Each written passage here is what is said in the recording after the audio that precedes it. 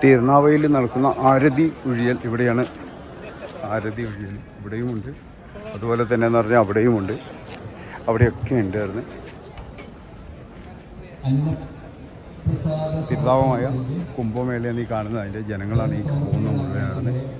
അങ്ങോട്ട് പോയി കഴിഞ്ഞാൽ അവിടെ ആരതി ഉഴിയൽ കുറച്ചും കൂടെ അടുത്ത് കാണാം. ഇവിടെയുമുണ്ട്, എല്ലാ സ്ഥലങ്ങളിലും ഉണ്ട് ആരതി ഉഴിയൽ. ഇവിടെയും ഒരു 2-3 ഇങ്ങനെ സെറ്റാക്കി വെച്ചിട്ടുണ്ട്.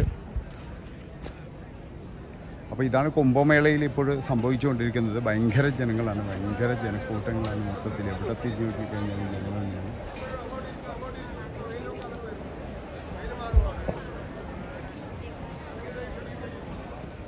എല്ലാവരും ഭക്ഷണമൊക്കെ കഴിച്ച് നേരെ നല്ല കുംഭമേളയിലേക്ക് വന്നിരിക്കുകയാണ്. ഇപ്പോഴും ഇവിടുത്തെ സ്ഥിതി ഇപ്പോഴേ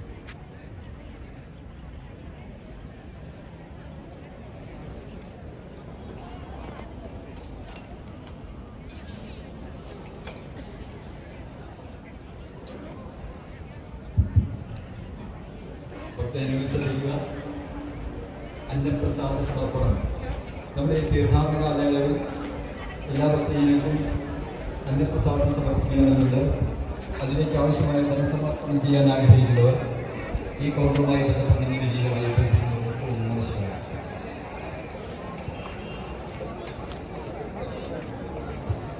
പൂജാ കൗണ്ടറുമായി ബന്ധപ്പെടുക.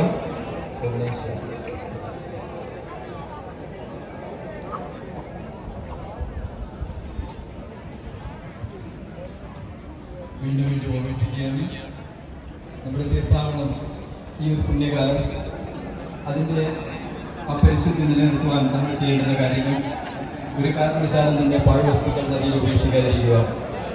ഇത് നമ്മളെ സംബന്ധിച്ചിടത്തോളം കേവലം ഒരു നദിയല്ല, ഇത് ഭാരതത്തിലെ വിവിധ സമുദായത്തിൽപ്പെട്ട മഹർഷീശ്വരന്മാരുടെ പാദസ്പർശത്താൽ പരിപാലനമാക്കപ്പെട്ട പുണ്യസങ്കേതം.